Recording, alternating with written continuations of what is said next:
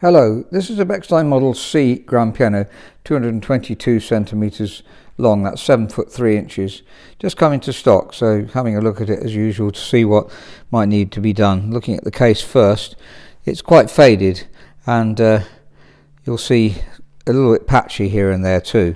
This Sheraton style, by the way, apparently in the trade it's called Sheraton style when it's the gate legs and the stretcher. That's called a stretcher, the bit that goes from one leg to another to obviously strengthen it. So it's quite common and at this age, sort of 1913, and there's quite a lot of Bechsteins were made of this style. There's a patch there, and going around. The veneer is generally very good. There's just the odd patch in the case whisk, as we can see. So looking all the way around, the legs are fine as well. There's no veneer missing really. There's a little bit of veneer, I'll show you in a minute, that's missing. But definitely could do with polishing. There it's been scraped by in removal. Well, I should imagine in removal. So that's something which needs to be made good, which we can make good. It can repolish the whole piano as well if that's what you'd like us to do. And the top of the piano again a bit patchy really, and this has been held back quite so there's a slightly different colour there, and as we'll see how much it's faded. I just want to show you some bits that haven't faded. Been used pretty well as well and been restored. The piano's been restored, as we'll see in a minute. At the top of the fall, we're not sure, but we think this is kingwood. My colleague, the polisher, doesn't think it's mahogany. It's not rosewood either. So if you're in the trade and can put us right, we had a similar piano once that somebody called kingwood for us, which so we're wondering if that's what it is. And here you see the difference in colour, where obviously that's been covered, and there's a little bit of veneer missing there, so that will need to be done if we repolished it, or we can make that good. Underneath the lid you can see the original colour as well. Looking at the inside of the piano, it's been restrung, the tuning pins are tight. I've actually decided to pitch, raise and tune this just to get a feel for the tuning pins. Sometimes when they're redone I want to check them, but they're fine, all the tuning pins. That is, check them before I make a video. So normally it's either tuned by one of my colleagues or I make the video first, but when it's been redone it's good to check, because you can't always guarantee that they'll be tight. But looking here you can see it's been well restored. The soundboard is in extremely good condition, and looking around the rest of the frame, let's look at the strings at the back. So they're finished off nicely, quite close to the bridge pin there, so that's good, and no sign of any damage or moth. It's worth checking pianos for moth, I always find, because even if they've been restored they can sometimes have it. Obviously that was checked before I bought the piano. Bought in Oxfordshire, and the client moved to a home, so that's why the piano was for sale. Key tops are ivory in extremely good condition. None have been come off and stuck back on.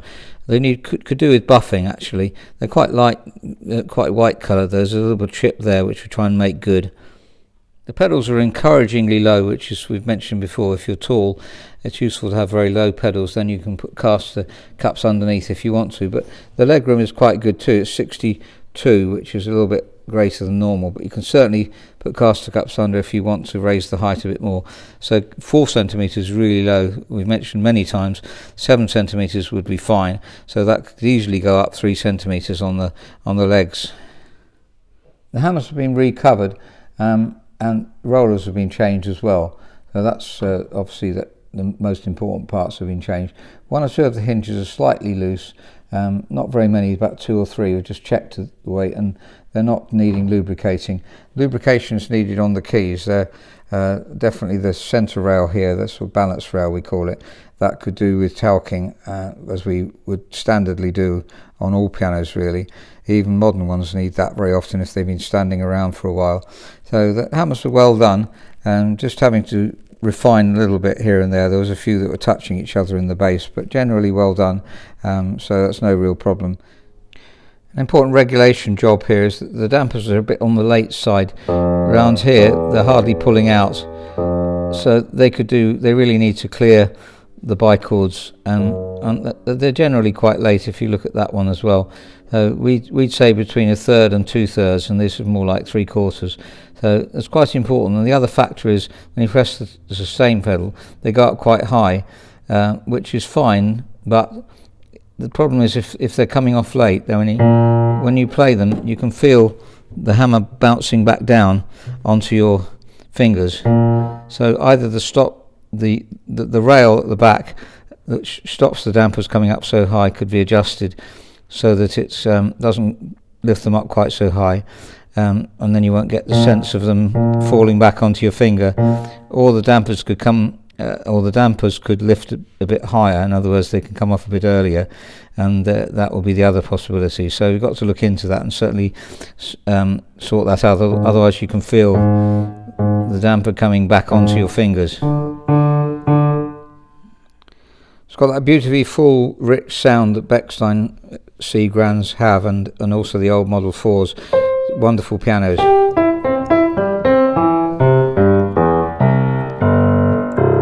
And good quality bass strings. With a long piano, obviously the bass is tremendous. So looking at the worksheet, I think I've mentioned most of the points on here. The key dip is as it should be, about 11mm. I like that. And 47mm hammer blow. So a lot of the regulation is excellent. I mentioned the dampers that we'd have to do. So 7'3" piano has a beautiful warm sound and rich basses. These Bechsteins of this length are just superb, really. And needs general regulation. The stock rail I mentioned, dampers coming up a bit high. So I think that's everything. And last always, we always finish on the key weighting. Like a new piano is very even, so we're trying to get this like a new piano. A bit light in the bass, 44, should be more like 50, 52, and there's 52 there, so a bit varied as well, so we'll try and put that right. 40, 46, if you want a light touch, then let us know.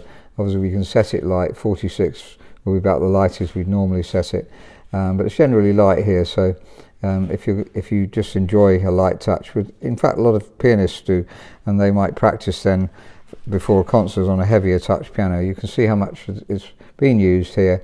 That was previous to it being the hammers being recovered, I think, because the recovered hammers, as you'll have seen, don't show any signs of wear at all, hardly. So I hope that's helpful. I'm going to just play it and compare it with some other pianos before I play the piano on its own.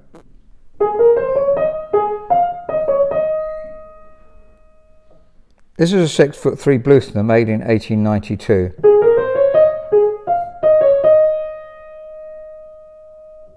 And a 5' Richard Lip made in 1914.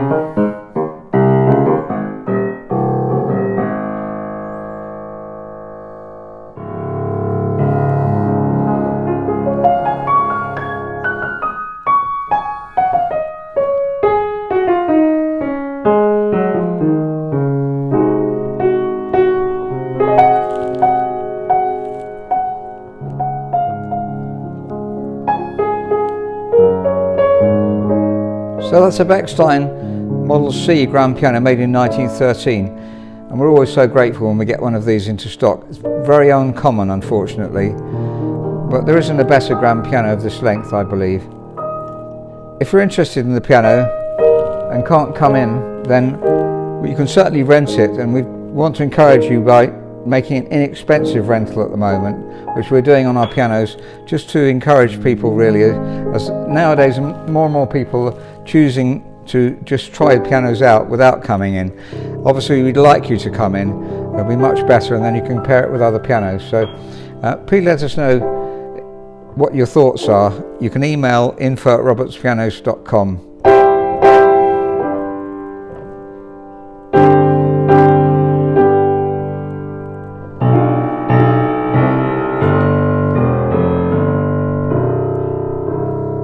Such a clear bass, and especially with long bass strings.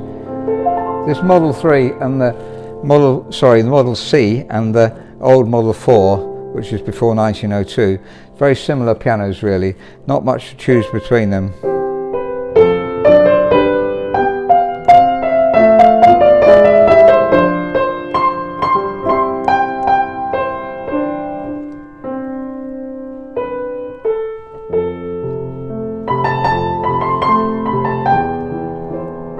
kind of thing you want to play all day long.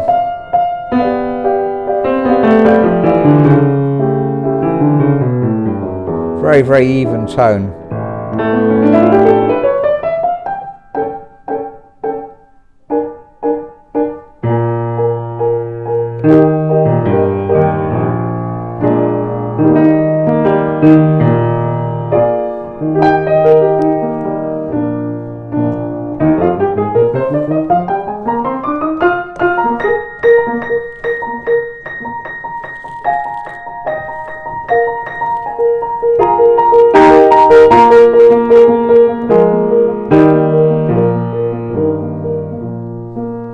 This is a real musician's piano.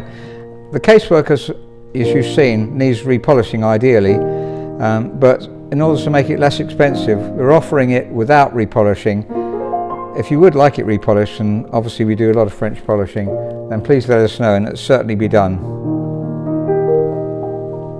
Thank you very much for listening. So please email info@robertspianos.com if you're interested, and let us know what you'd like to do.